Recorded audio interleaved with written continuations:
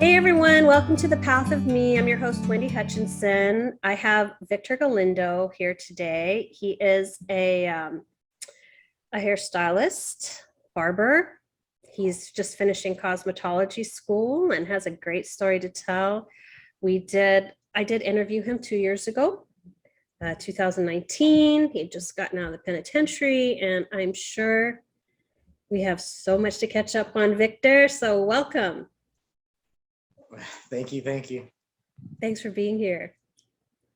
So tell me what you've been up to, man. It's been 2 years. You told me you were a barber in the penitentiary, which I think that's kind of cool. Like, how do you get into that?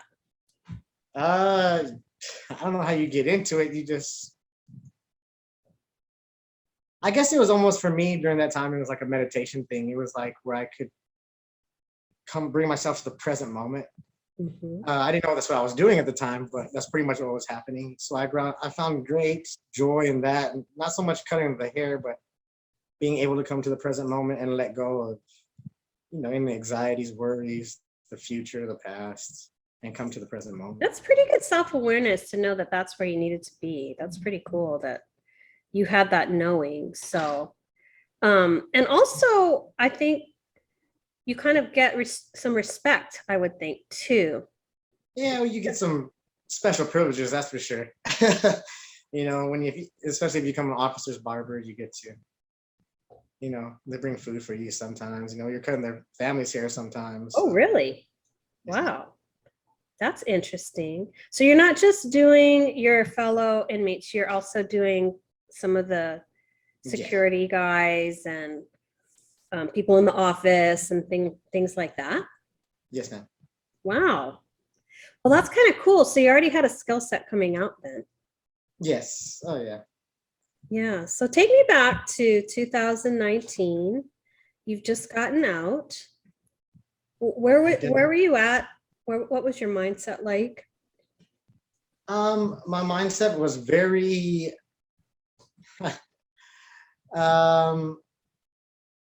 I was very blissful is the word I would use. I had learned a lot of skills and a lot of sets through meditation and through all those things as we had spoke about, to bring myself to a very, very peaceful place after years upon years of turmoil, I guess. What'd that feel like for you? Like you said, you had all these years of kind of chaos, a lot of action, adrenaline, drama. So what was it like for you to come back to center like that after so many years of just kind of spinning? It was amazing, Wendy. It was I have no words for it. There's something that you can only experience. Right. And I hope everyone does. Mm-hmm. But that's just where I was at. I was seeing things from a different angle, so another dimension is what you would say, another perspective. Your reality is your perspective. And I remember I told you, I don't know if I had yet or if I was going to go get recalibrated. Yeah, you had not gotten your recalibration yet. But Veronica, your sister, had been sending you distance energy sessions every week. And I think over time, and the way Marconics energy is over time, they actually build on each other. So the frequency, your baseline frequency over time is getting higher and higher and higher incrementally. You don't, it's not like a Reiki where you go have the session and then a couple of weeks later you're back to your normal baseline. You're actually building a foundation of frequency and with all the shedding and releasing, right? So how long were you doing the distance sessions while you were in there? I guess we had got a solid year in before I came out. A year? I would say so, close to a year. Wow. So you must have noticed a huge shift in frequency. The shift was ginormous. It was that's what I was like, okay, well, something's happening here. Something's happening besides, I was watching our old podcast, and I saw where I talked about my father forgiving me, and that was a big jump. Huge. And more than that, it was just the shedding of this density and the raising of these frequencies, which I didn't know anything at the time. I knew kind of a little bit about it, but Right. not to the extent I do now. I still probably don't know anything either. So, but what I do know is that, yes, it did pile up, and it did, I did raise, and I raised, and I raised. Mm-hmm. What I didn't know was a lot of my meditations and things I was doing, I was reprogramming my mind. Number one, I learned about that. Mm-hmm. Through good old Dr. Joe and Bruce Lipton and Greg Joe Braden. Dispenza, his work is so powerful. And then what's incredible is I think both you and I have, because we have experienced that, where we have actually reprogrammed our thought process and changed our lives completely because of it. I really do believe we are changing the coding, that Yes. DNA coding, through that altering of our thoughts and our actions and behaviors and everything over time. So how cool. Were you reading that work in there, or were you just noticing that was happening through the energy work you were receiving for that year? No, I was reading that year. That whole year I read everything. Was that like a sponge year for you, where you're just absorbing all this knowledge through? Yeah. Because people look at it as like, oh my God, you're in prison. That's horrible. You're locked up.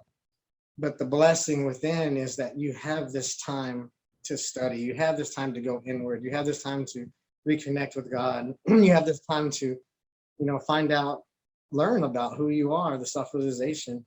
And that's a blessing, because, out here in the world, we call it the world, out here in society, it's designed this way, to go and to run. I got to be here, and I have kids to take here, and I have kids to take there.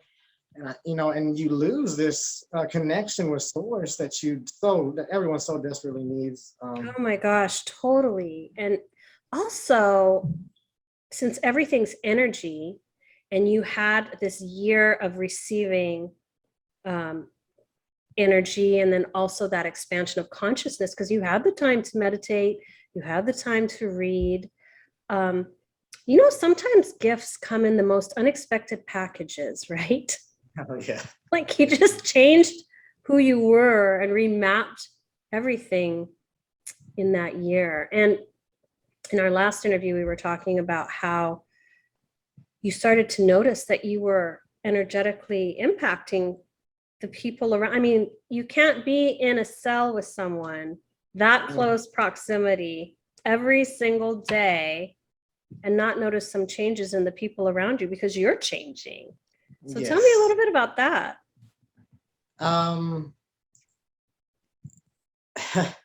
Well, it was crazy you brought that up, because one of the people I met in there, well, I knew him when we were young. And I don't remember if we talked about it last time, but it was, when I came into that cell, into that tank, everyone's vibration came up. And when I saw him the other day, and I hadn't seen him in a couple of years since then, and I saw him out, and he was like, Victor, and the first thing he said to me was, high vibes, high vibrations. Oh, I love it.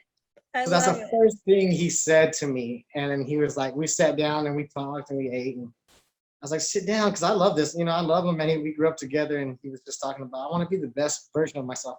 Mind you, this man has not gone through any kind of, he hasn't read anything like of that nature, or Marconics, or any of the New Age things, just what we talk about in the cell. So it's funny you bring that up. He's like, dang, and he still tells me, and I know, he still tells me, like he told me, man, Victor, I just come around you, and because it's reminding him, so it triggers all those things again. So it was so strong of a thing that even out here in society, he's been out here in society for the past couple of years, doing good, working, and he has his kids, but just a memory of something in a jail cell raised his vibration up. Isn't that incredible? That's so incredible. Yeah. But energy has no it has no bounds, right? It has no limitations. It transcends space and time. Yes.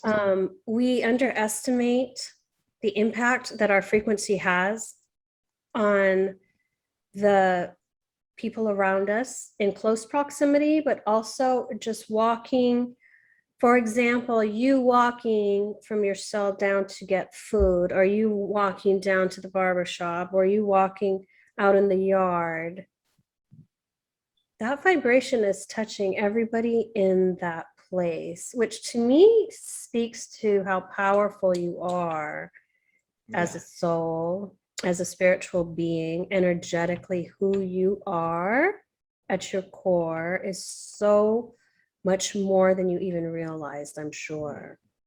Oh, yes. Yes, ma'am. Yes, ma'am. Even at school, I have people telling me there too. And again, in the humble way, I'm not saying this in any kind of prideful way, but they're saying it to Victor, you're always so happy. And you're always so, and it's not so necessarily that I'm happy and I'm just laughing all the time or goofing. It's just, I guess it's the vibration Your that vibe. and everyone in there is forced to raise, because I'm not going to come down. No. People need to raise to meet you. And I had to learn that too, because before you get to a certain place, like before my recalibration, even shortly after my recalibration, energetically, I could really span and bridge the gaps more. I would come down to meet people. And over time, the higher you go, the more difficult it is to bridge and span that gap energetically. And it's not about being better or worse or higher or lower. You're just in a different frequency. And I say like a satellite radio versus AM radio, you're just operating in different bandwidths. And I found that it's gotten just harder to, I just can't, I can't do it. I actually feel ill if I do it. So people do have to rise to meet me. And I've noticed, maybe you have too, that some people have had just fallen out of my life because just can't hang. It's just like discordant between us, and nothing happened per se, but organically people have to fall out, It's just a choice. It comes back to a choice too, because I'm not nothing, and this is kind of part of disconnection from it's not that I love everyone. That's another thing too. I have so much love in my heart. But my love in my heart is not contrary to the way other people are. So even though, let's say I love you so much, but if you choose to go down or go to a vibration that I'm not going to go, then I will not hurt, or it's not gonna mess with my internal being. You're gonna go that way, and that's your choice. I love you. But I am not gonna waver off of where I'm at. Yeah, you have to stay in your lane, right? You have to really get intentional and get real clear about who you are, what your role is here, the path you're on, and really stay the course, right? Which is, it's honorable, but it's also difficult because life wants to pull you out of alignment, right? So you have to be so intentional about it. Have you found that to be true? Yes. Okay, so coherence is a big thing I speak of with my group, with my people, with my inner circle. It's coherence. And this comes from Dr. Joe Dispenza, but there was a time where coherence felt uncomfortable to me. I'd rather be incoherent. I'd rather be addicted to my stress hormones. I'd rather be addicted to these, not just drugs, but the things that come along with it. So many chemicals that release. So I've come to the point now where as soon as I go out of coherence, or if I'm thinking something negative or of a lower vibration, I feel it. And it feels uncomfortable to my body. It's not just uncomfortable to my spirit or my soul or whatever. It's uncomfortable to my body at this point. So I'm like, okay, stop. I'm stopping what I'm doing right now, and we're gonna get this back to where I need to be. Because number one, I know I don't want to be there. I know what comes along with all those vibrations. And number three, like I said, it's uncomfortable. I don't like it anymore. And that's why I'm intentional, because it's just something that's very uncomfortable for me, is to be out of coherence, in a lower frequency. And like I said, I can tell just like that when it happens. That self-awareness is so huge, because when you get accustomed to tuning in to how you feel, Because it's really a feeling, right? You can feel Yeah. something's like off. I can feel that all of a sudden I'm a little edgy. I feel a little more negative thoughts are kind of starting. I'm like, I gotta clear my energy right now. Like I'm not gonna spiral down, but a lot of people who don't have those tools Yeah. won't Not even recognize that, right? Yeah. So then that's when the emotions get attached to the thoughts, and then you start seeing actions attached, and it's just like this spiral. So I know from a child, you've always been very energetically intuitive. Yes. And have you found that you're more present to it and intentional with it now? Yes. I guess for the past 7 months, I have been really focused on not leaving a coherent state. And at first it was hard, and I had to. I grew up rough. I mean, I put myself into some rough situations, so I'm rough with myself. So it's like, no, I have to be like, no, absolutely not. And this is me talking to me. Mm-hmm. And I'd be like, no, body, you're not in control of this. Mm-hmm. I am in control of this. Mm-hmm. Yeah, I am with me. I am in control of this body. You're not. And I had to do that at the very beginning, like, so many times. Almost like a mantra. Yeah. It's like the ego and the soul are wrestling for the keys to control you. You got your ego, like mind talking you, back talking you, right? And then you have your soul like fighting and like, I'm not giving up control this time. I'm not letting you take me down, but it's a push pull. It's an internal struggle. So I honor you for really getting intentional about that.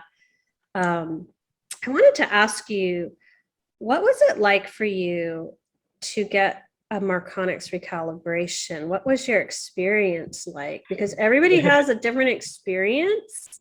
I need to share this. What was it like? I need to share this on the practitioner. My sister says I need to too, Veronica, of course. Yeah. So tell me about, first of all, let's explain what a recalibration is, right? It's an energetic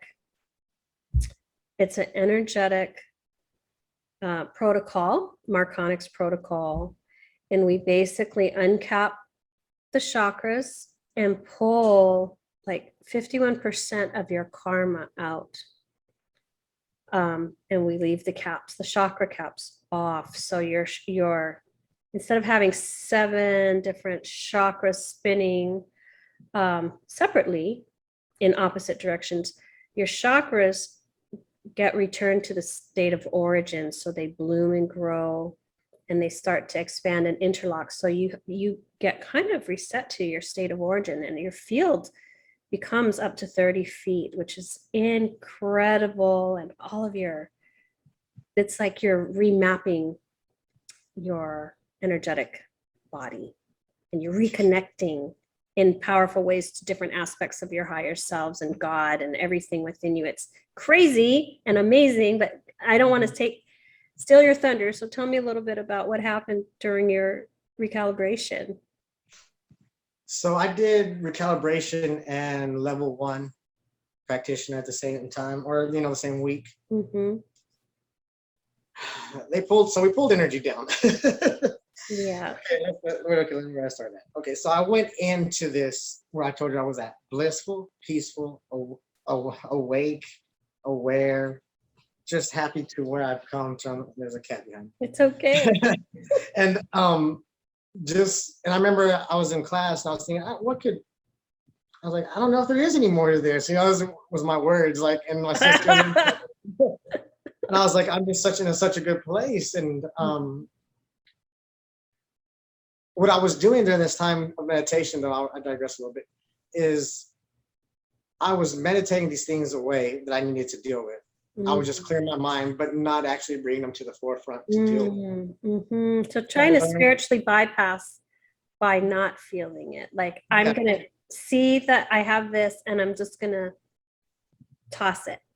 Instead of really processing it, right? Instead of processing. Yes. Because it was a way, and it put me into a place where I didn't have to deal. So I get my recalibration, and on the way home, things start happening. I mean, I'm coming back from Austin because I had it done in Austin, and I was going back to. Oh my gosh. And I'm talking about major DNA. I'm talking about generational things through my fathers, my grandfather, Traumas, all kinds of stuff coming up. traumas, and I'm talking about 1,000 miles per hour. And I was just doing fine. Everything was perfect. I spoke with you, and everything was fine. And all these things came to the front, like addiction, the reason for my addiction, the reason I choose the women I choose. I remember being I was about to take a shower, and I was in the bathroom, and I was looking in the mirror, and I was just like, "What is wrong?" I was incoherent, Right. because these things were coming up to deal with, and I didn't know. Veronica, they don't want to. What's the word I'm looking for? You don't want to plant a seed and have that manifest for the client. So when you recalibrate someone, you can give them some tools, and then you allow them to have the experience they're meant to have. You don't want to influence the experience, right? But it sounds like you were getting hit hard and fast. Like as soon as you get in the car, I can't imagine you trying to process all that and drive home. Yeah, well, it's because they don't want, like I said, they don't want to prep you. They don't want to make you pull something to your experience that was prepped or planted into the mind. Exactly. Veronica didn't tell me anything. Oh gosh, so, did you call her? And be like, what? Yeah. So I get home and these things are coming up. Back to where I was at. So I'm looking in the mirror, and I remember looking and being like, you try to save women, and I say this to myself, I mind you, while I'm looking in the mirror, but it feels like I'm not moving my mouth. And it's like, you try to save women, or you choose the women you choose because you know you couldn't save your aunt or your grandmother, who I told you in my last one passed away from cancer in a car crash. So, and I'm like sitting there, and I start bawling because it's like a truth deep down that I've never even considered. Victor, that's such a huge awareness and ownership, right? To really own the patterns, to own those truths. Boy, there's nothing harder than really facing ourselves. Yeah. I mean, and facing and being pushed up, and my sister. So I called my sister in tears, like, "What is going on?" I was in bliss. I was in comfort. I was like, everything was good, and she was like, "This is, we'll tell your team to back up. Tell your team to back up." So finally, at this point, I'm at work, and I'm crying in the work truck, because it is so hard at that time. I mean, there's multiple things, and I was like, finally, I cried out to God, and I was like, "Father, God, what is going on?" I was just in a place of, bliss. I was, I thought we've gotten past all this. And then what's funny is I know it's my higher self, is because it spoke to me through Star Wars. I love it. They speak to you in metaphor, right? And something you're going to relate to. So there's a part in Star Wars on the first ones where Luke is training to be a Jedi. And he keeps noticing something in like a cave, and he's like, "What's in there?" He asks Yoda, and Yoda goes, "Only what you take with you." So, and it hit me like a ton of bricks. Like, this is me. This is all my stuff. And I was like, oh my God. I was like, I've never dealt with any of this stuff. Since I was 16 years old and 19 years old, I went to the penitentiary. I just pushed all this stuff. Everybody does that. Most people do that. And I thought but you think you deal with this stuff, but a lot of it you don't. You don't deal with it. So we went through. I saw when that hit me. I was like telling my team, back up. I mean, you need to back up off of me. And they're telling me, God's telling me, like, hey, it's crunch time. It's go time. Go time. And I was like, no go time. I don't want this to. Well, it's so painful, right? And then if we're not raised in families where you're used to being able to be vulnerable like that and express feelings and emotions, it's difficult because we don't have the tools necessarily to process and release it, right? So that must have been so hard.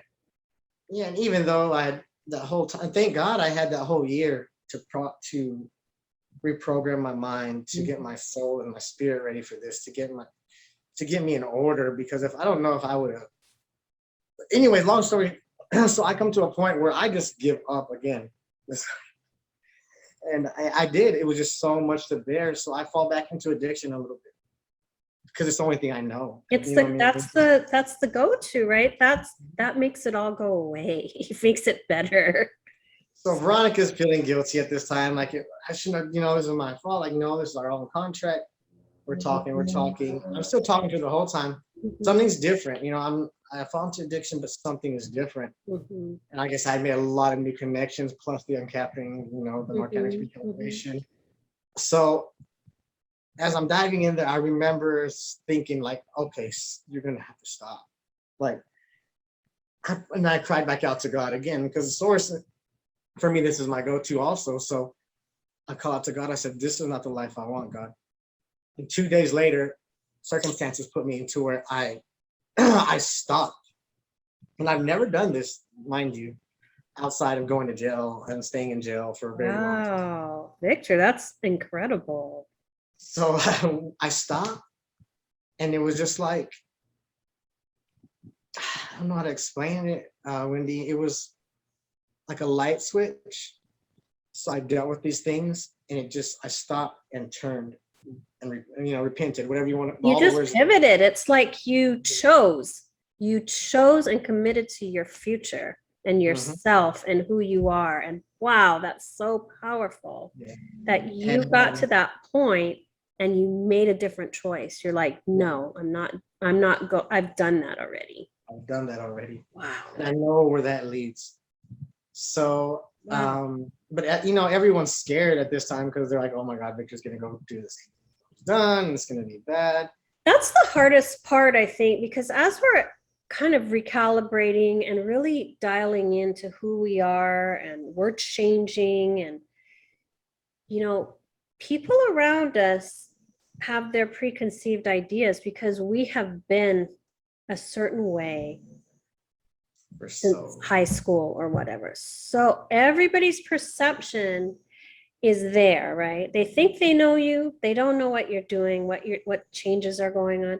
And then they start projecting their fears on you, right? And then they start freaking out, and you're trying to break for the surface and not drown, right? So that must have been super challenging for you. Well, yeah, this is how I know. So okay, how do I put this? This is how I know that recalibration has something that did something actual spiritually, because when I pivoted and everybody was pushing everything on me, it was like butter. I didn't listen to anybody. I could feel them. It was just off. If everything slid off, I was like, because I knew where I was doing and where I was going. And people say it all the time, and I've said it before in the past, like, no, I'm gonna be good, I'm gonna do this, and deep down inside that you're not. And so when I turned and pivoted away this time, it was like I said, it was butter. And not just that, Wendy, everything I started to focus upon was coming like this, like as fast as you could. That's alignment. That's when you're energetically aligned and in your zone. That's when the manifestation starts coming, because you're holding that frequency and you're in your lane, even if nobody around you can see it, even if nobody around you believes it. You know who you are, you know where you're going, and you're going to get yourself there. And that is so beautiful. Yeah, that's what it was. You had that. And it was, there's just so many manifestations where I couldn't even when you go through all of them. Blowing your own mind? He's blowing my own mind. Yeah, it's blowing my mind. It's and not to say that it's not difficult at times. It's still difficult at times. Right. But like the old Victor is not even an option. And in Christianity they talk about a thing called being reborn. Like how do I get to the kingdom of God? Where's the kingdom of God? And it says you must first be reborn. So that's something that I feel. That's what I feel energetically happened to me. It's like a death and a reborn. And that's also, that can be difficult, even though you know that it's the right thing to shed and release versions of yourself, your old self, those versions of you that are no longer supporting your path or aligned. There can still be push-pull there because you that it's so familiar and it's so comfortable. So you have to get so intentional about letting those aspects go, right? There must have been a little bit of that. And you're where you're headed, but there's still a little bit of mourning, I think, and loss sometimes as you let go of those aspects. Because now it's like, well, who am I going to be? And it's kind of scary. Like you're faced with your greatness. It's funny you say that because I actually cried for, you notice I cry a lot. I cried for, God had let me know that I was never going to touch a jail cell again, a prison cell. And I cried because that's the only person I've known. That's where I grew up at. Yeah. And it was like, you should be happy right now. And there was happiness, but there was something inside me that was mourning, like, dang. Yeah. Like a death, like, dang, it is a death, right? It's a death of an aspect of you that got you to this point, but you can't take any further, right? And I think that's just the toughest thing. And that's crazy to think that would be something that, someone would mourn over, and, to find out where I was, like, that's how, committed I was to that version of me. But just to watch this new life unfold, Wendy. Amazing, right? Oh my gosh. But you have to get out of the comfort zone. You have to be willing to get out of the comfort zone. And I think that's the toughest part. That's what we're mourning, is the comfort level. Yeah. Even though it's not for you, that that's not serving you, but there's this level of comfort. It's kind of like being with a partner, a spouse, or in a relationship, and that this is not for you. It's a no, but you still stay because the devil is better than the unknown. So I can imagine how difficult. Like I told Veronica, my recalibration, I've been through where they house death row, and I've been to where death row where they actually kill people in the state of Texas. Both the units in Huntsville, and one's called Polunsky Unit, one's called the Walls in Huntsville. Heavy. Yeah, and talk about heavy. But like I told her, my recalibration was harder than doing time in both of those places put together. Wow, are you serious? You're doing emotional time, and you can't run, because everywhere you go, there you are. No, I told Veronica that is the hardest thing I have, and to this point in my life, that I have ever done. No, there's no thing that I can put even like what second. Like I can't.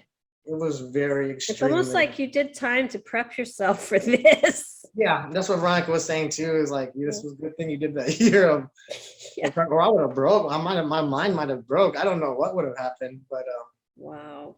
But I know God has a plan, and He, Source, my higher self, God, has put me exactly where I needed to be. And we were talking about that the other night. I was watching our old podcast, and I was like, if that version of me only knew what was about to get himself into. This shit's about to get real, man. Hold on. It's always like that, It's right when you think you've mastered yourself.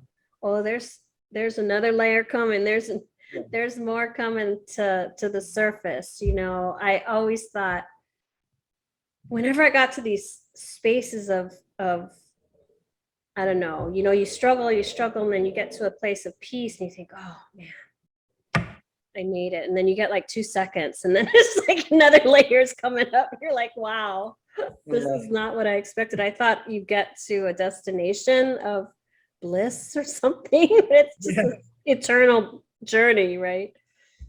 Paul, the Apostle Paul, he says something too that I always hold on to. And he says, the more I think I know, the more I find out I know nothing at all. Exactly. And that was right before he died. They took him to kill him. So that's after he walked with Jesus. I'm not walked with Jesus because he didn't get to walk with Jesus, but Jesus came and talked to him. That's how after he walked with the apostles that walked with Jesus. After he saw miracles, and he still came to a point where it was like, you know what? The more I think I know, the more I find out I don't know anything. I think there has to be a level of surrender, and we just have to be open, because new information is coming in all the time.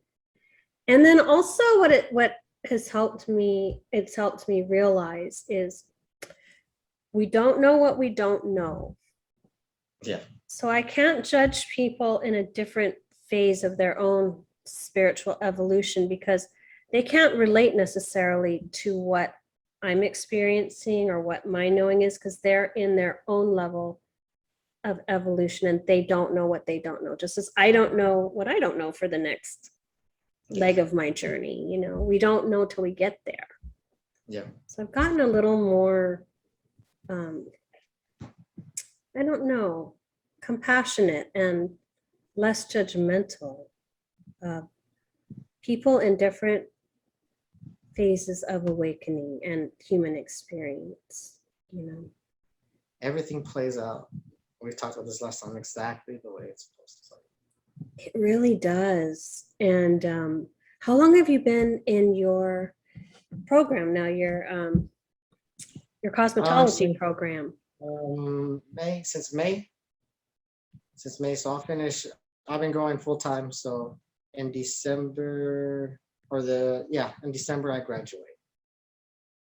I know you're going to graduate with flying colors because you have so much experience. Yeah. You're like, I've been doing this for years. An example of like my manifestation too is like, I went in and like I said, what I've been doing, like, what's different, Victor? What's going on? I was like, my heart, I just send love to my heart. This is my main thing that I do. Oh, I love that. So, and it doesn't, like I said, it's not circumstantial of what's going on around me or who's loving me or who's not loving me or how things are going, if things are going bad or things are bright, or I'm having to deal with timelines, things that I've manifested myself. None of that has to do with anything. I just let go of all the resistance that against any of those things. I choose the best option that there is in that moment, to me, the best version that I can be. And slowly but surely, it just gaps itself so far out. But some of the manifestations is I went to school, and not with pride in my heart. It's just love, and I want to be the best, and I want to do the best, and I want to have my clientele, and I want to do this, and I want to do that, so. And I just do the right thing for that day. And so my clientele is out through the roof. I'm booked for the next 2.5, 3 weeks, and this is in school still because we're doing clients already. We're already done with our theory. We're just doing our hours now. You're in your hours. That's awesome. And what's great is that clientele will follow you. So that's pretty exciting too, is you're going to have a foundation to build on. People after person after person after person after person. And I was like, oh my gosh, I better slow this down. I've been doing a little too much here, but I have a 95 grade average. Like I'm just doing the best thing in the moment. That's the difference. Before I always got so caught up with looking at the whole thing. And sometimes I would get definitely very, that would discourage me since I was young. Like if I got behind on work. So I could tell a bunch of people that my group that I'm in, like when I used to run cross country, to look how far you had to go was like, oh my God, that's far. And you would you'd feel your body get physically tired. And something I would do in cross country is I look down at my feet and I'm just watching the next foot go over the other next foot. Until all of a sudden I look up and I'm there. So I just bringing it back to the present. That's your most powerful space, right? And not worrying so much about the how, because the how is irrelevant. When you're in alignment, when you're in your lane, everything's gonna conspire to move you forward. And so asking how or getting in your way mentally slows you down. You got to have this faith and this knowing in your heart that this is coming for you. This belongs to you. You are manifesting this. And you're just really catching up to what has already been written. Yeah, yes. In linear time. It's already done. And you're just moving along the time track. Also, what I love about you, what you're telling me is that you're so intentional about your alignment. And as you're doing that and taking aligned action and making choices to support your vision, you're collapsing all the timelines that are not relevant. There's a lot of people who are constantly dancing along multiple timelines and sending mixed signals to the universe as to what they want to create, because they don't know themselves. They don't know their heart. They don't know their truth. And so they're trying to please people and sort of dabble over here and do something that they really want to do, but they're worried about what other people think. And now you've got 10 timeline potentials that are totally confusing and you're going nowhere. You're just a hamster on a wheel, right? So you being so intentional in your purpose and direction, that alignment's so powerful. And like you said, the detachment piece is huge, right? Tell me about how that served you, this detachment around everything going on. It's huge, especially for an empath who feels everything, feels everybody. And that's something I still am working out. I'm still working that out of me, like what's mine, what's not mine. Because the way that works, I'm sure you know, but we'll just dive into it a little bit, is a feeling will trigger a thought that matches that feeling. So if I feel somebody who's going through anxiety, if I feel somebody who feels hopeless, it triggers thoughts that I remember in my brain and my program. So then those programs, when I trigger those thoughts and I relive those thoughts in my mind, they then sends a signal to give a feeling. And then there's the loop that it catches you. So if you don't catch it right then and there, then you're going to catch yourself in this loop. And then you start to take it on as your own. Because those are your thoughts, those are your emotions that are being triggered, right? It's so familiar. So you start to take it on as your own. I found that emotionally clearing or energetically clearing my field, when I start to notice that immediately, I just clear my field. Then I know whatever stayed is mine. And everything else kind of washes away. And so I think one of the biggest tools is being able to clear energetically, especially for you. Think about how many people a day you're immersed in their fields. That's a lot of emotion coming at you all day, every day. How do you manage that? I'm open. My heart stays open. Things come and they go. So if I do, and my sister told me this a long time ago, it's a two-way street. If I'm feeling you, I can send to you too. So once I grasp this is not me, this is them, which I'm coming pretty finely attuned right now. Where I can almost to where I'm getting like exactly what it is type thing. And so more than just talk about it, I start sending love. So I can feel you, that's fine, but I'm just gonna start. I'll talk to you a little bit about it because sometimes I don't want to talk about it. But what I will do is send pure love to you. And that's alchemy at its best. Is you're transmuting the suffering and giving it back. You're turning it. You're, basically taking it and alchemizing it and transmuting it to light and sending it back. And that's. Sounds like that's such a gift that you have, and maybe that's why you're going to be in this field, because think of how many thousands of people you're going to touch energetically. And you don't do that from an ego place. You just organically do it because you're showing up with an open heart, and you're doing your work and you're talking to people. And I don't think we ever have a sense of the impact we have as individuals on this planet. We just don't know who we said hi to or were kind to or something and dropped a little seed or a little nugget or something in a conversation.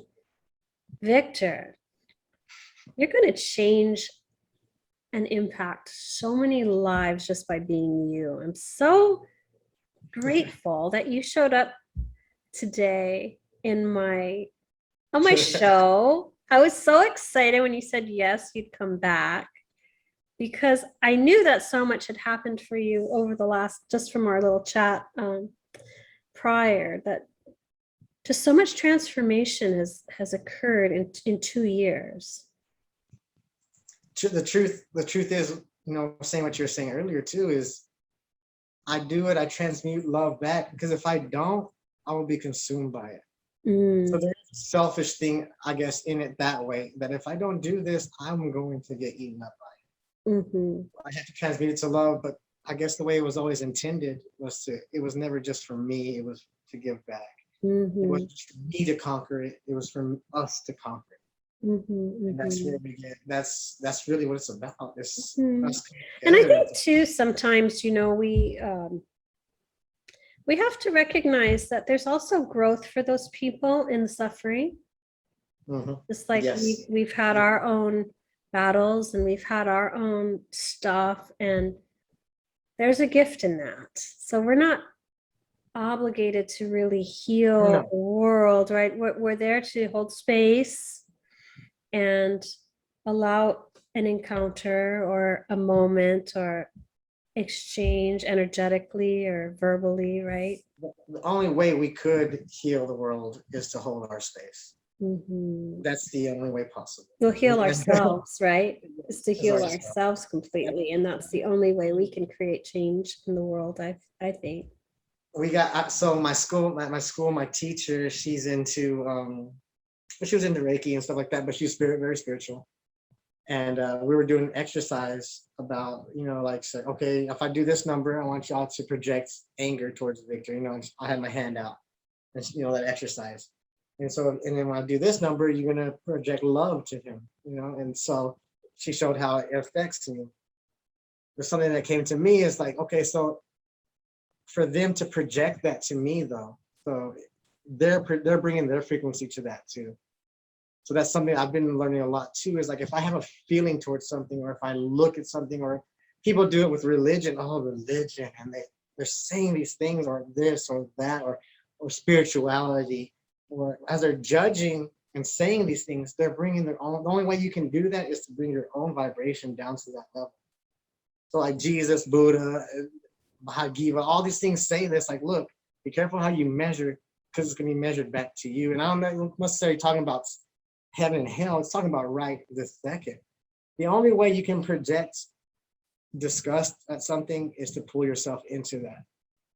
So that's something that I've been really learning too. Like, I don't judge. Yeah, I'm trying not to judge anything like that, because I can feel it now. I'm at the point where I feel it, where I bring myself down just to stay there. I don't do that anymore, and I know a lot of people do it. Judgment's the hardest, because we judge ourselves, right? It's just a projection of what we're feeling inside of ourselves, right? So I used to think that, well, every year I would pick something to work on, right, about myself, right? Compassion, forgiveness. I got to judgment, Victor. Still going years later, still working on that one. I was like, wow, I had no idea. So judgmental. Like, wow. Because I was such a harsh critic of myself. That's what the bottom line was, right? But you're so right. You're so right. Something I'll share with you too, and I want to share with is, like, I've looked at Christianity through a new dimension, through a new perspective. I just go back and read what Jesus talks about a lot. So Jesus, and I came to the realization of, like, that part. We're so judgmental on ourselves. We can't forgive ourselves. Number one thing I've gone through, like listening to counseling, going to these people and listening to other people, is forgiving themselves or forgiving somebody else.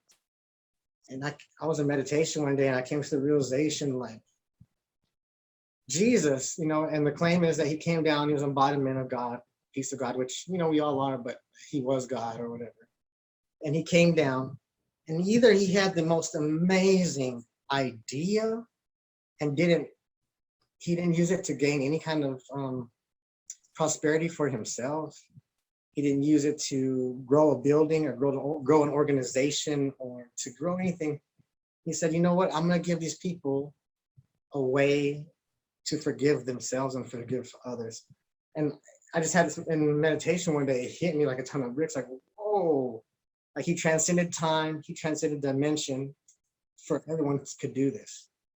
And if that's not a piece of God, I don't know what is that has compassion enough to do that. You know what? I'm going to go die a horrible death so that y'all can have a chance to forgive yourself and to forgive others. And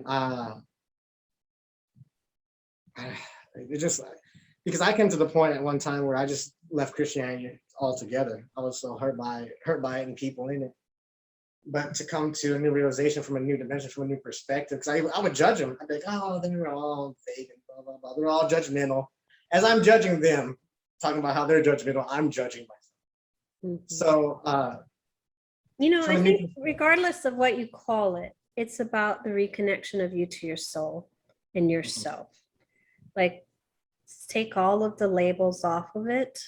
Yes. That's what this is about. It's about our love for ourselves, our healing of our own emotional wounds. It's reconnection to source through our own knowing, right? It's about becoming whole and complete. And when you're in that space, everything organically follows, right? The compassion, forgiveness, love, detachment, the healthy boundaries, because we start to respect ourselves and our time and our energy. We're not in the save and the saving game where we're going to rescue everybody and give everything and go down with the ship because you deserve it more, So I think ultimately, really, this is a journey of us to us, right?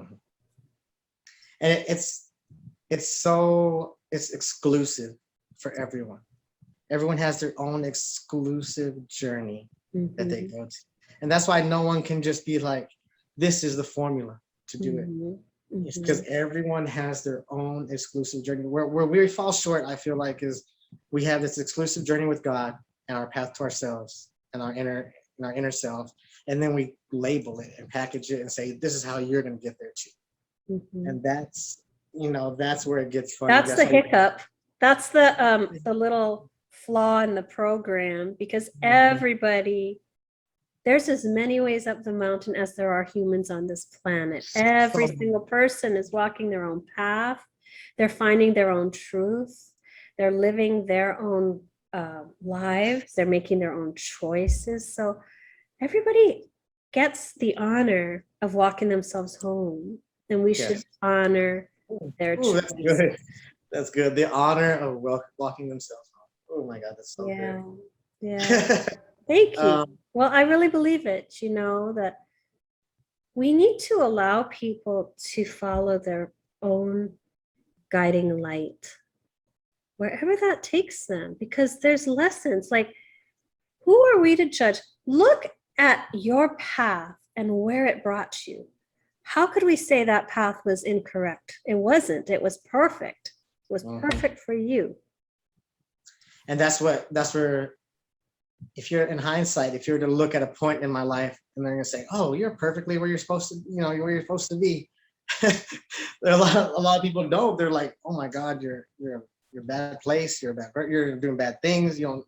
This is going to be bad, Yeah. But to kind of find out, and that's also too where I've come disconnecting and just letting them walk their path. Like, I love you and I'm going to love you and nothing's going to change that.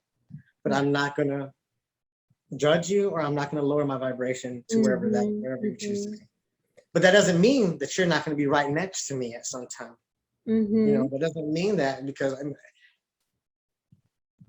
that's what people do. Because people look at, our sin or this or that, and they're like, oh my God, just come over here. Like, bro, do you know how long it took for me to be? Do you know how long?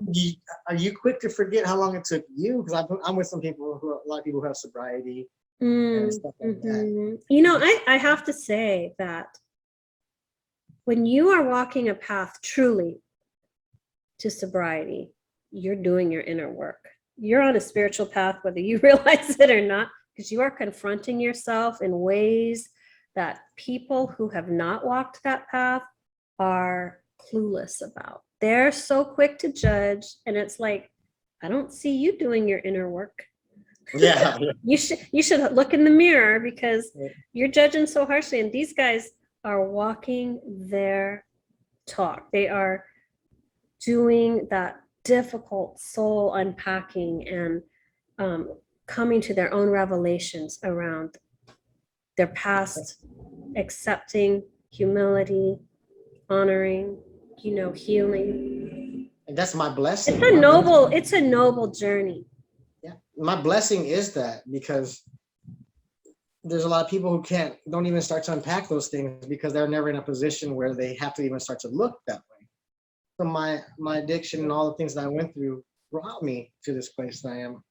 And no doubt in my mind, I guess there's other ways, there's other timelines to get here, but this one helped me get to where I am, and I'm very grateful for all my past experiences. Also, Victor, you don't realize the contracts that you fulfilled because you were triggering growth in your family and your parents, the people around you, having to watch you go through this, who loved you.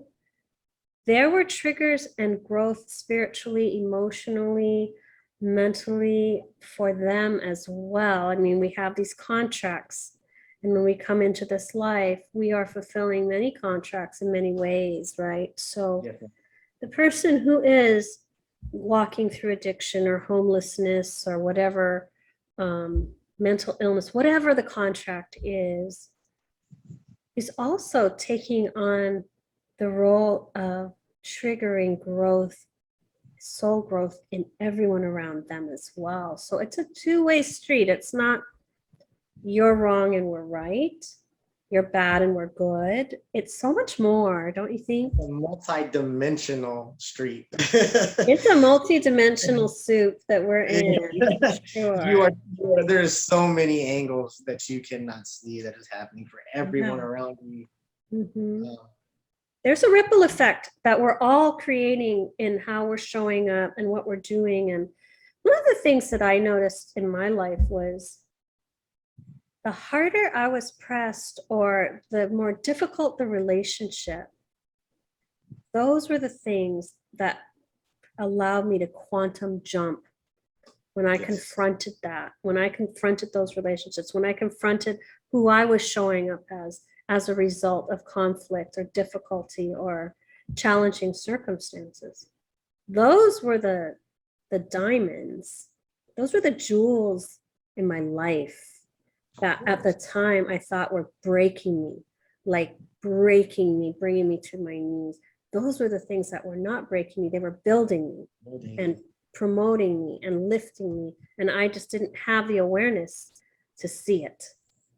Yes. Yeah, of course. It's like, I was always in sports so much, and even now I lift a lot. That's what my thing I do. But the growth in your muscles or the growth in your skill set doesn't come during the easy part. It comes when it gets very heavy, when it gets very hard, when it's those times, that's when you grow in the body. And if the physical mirrors the spiritual so much, that it's the same thing spiritually. You're growing. So, if you take a perspective and change it though, and realize, oh man, I'm going to get swole spiritually after this, like I'm going to be so strong. And it makes also that jump in your mind and that in your reality, it makes it easier. Yes, it's still hard, but you're aware that it's just something that's going to grow you. And when you're able to do that and become aware of that, then that's also, I believe, a big game changer for people, because then you're aware, like, this is not going to break me, number one, but this is going to grow me.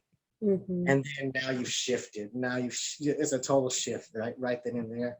And you're able to go through it not only, but you're able to not feel like you have to digress to your old ways, or you have to go, you realize that this is just something that's going to grow me and where I need to be. It's almost like, riding the waves. Like if you're on a surfboard and you can freak out, right? and drown and fall off the board. But if you just hold on, you're going to go over the wave. Just hold on and ride it. Be present to it, right? You just keep going. And you get more practiced at holding it. You get more practiced at holding on. You get more practiced at navigating the pain and clearing the feelings and emotions. But it comes over time, like lifting you're talking about. You don't start out just bench pressing 240, you got to start somewhere, right? Build up to it, right? It's like that. I think. That's exactly what it is. I'm so honored we got to have this time together. It was awesome. It was so awesome. Tell me, before we go, do you have anything you want to share or any words of wisdom before we sign off to help people who might be navigating some troubled waters right now? Something I've been talking about a lot lately, because I have a lot of friends who see my life, where it's come from, and old friends, and a lot of people reach out to me, kind of like, oh, help me, and I don't let them take me under, but I always tell them, like, the change of your life is only a couple of decisions away. It's not nothing that's super hard. It's nothing supernatural. It's like, it's you making a decision in your mind, just a few, and then riding that wave out. I was like, it's not as far as you think it is. It's not as hard as you think it is. And I mean, it's hard, don't get me wrong, but it's all it is it's between the ears. Once you become that decision, and there's just a few steps in the beginning, and then you just keep going that direction. But essentially it's the same steps over and over and over. There might be some variations as you go through different challenges and different things of life. But my words of encouragement is, it's not that far away. If you get anything from my testimony here, is that, we're talking about in heroin addiction, you name it, I've done it and was there for a long time. No self-worth, in prison for years upon years, and all it is a decision. And it's not that far away. It's not something that's unattainable. It's not something that's outside of yourself. It's within yourself. So, man, I encourage everyone to try. You deserve to try at least one time, 2 times, and just try. Don't think that it's impossible and never do it, because that's what I did for years. I'm talking about 15 years. I just thought, it's impossible. I'll never be able to be not this person. And finally, when I just made a decision in my mind, that's when it changed. So that's my encouraging words is, it's not that far. It's not, you can do it. If I can do it, you can do it. That's for sure. You're making me want to cry right now. So thank you for that, for those beautiful words. Oh, Victor, thank you so much for being with me today. It was really an honor to catch up and reconnect. And I'm just so grateful for the template that you're laying, because people can watch you and know it's possible. Sometimes you just have to have the belief and knowing that it is possible. Yeah. And you're proving that through your life, through living your life. So I say we can talk all day, but at the end, when you look at my life and the fruit of my life, that's what really talks. That's what people can listen to all that stuff all day, but when they see somebody who was one way and in another way, completely opposite, that's what really stirs. You're giving people hope and inspiration. So thank you for being you and for choosing this path. It's Thank really you for giving me this template, this place we can do this. Oh, it's great. You'll be coming back. You'll be a repeat guest, that's for sure. And it won't be 2 years next time. It'll be sooner. But to my audience, thank you so much for joining us for this awesome conversation. I appreciate you all. Be kind to yourselves. Have faith. Know that you can do it. You're going to get through every storm. And I love y'all. We'll talk to y'all later. Bye.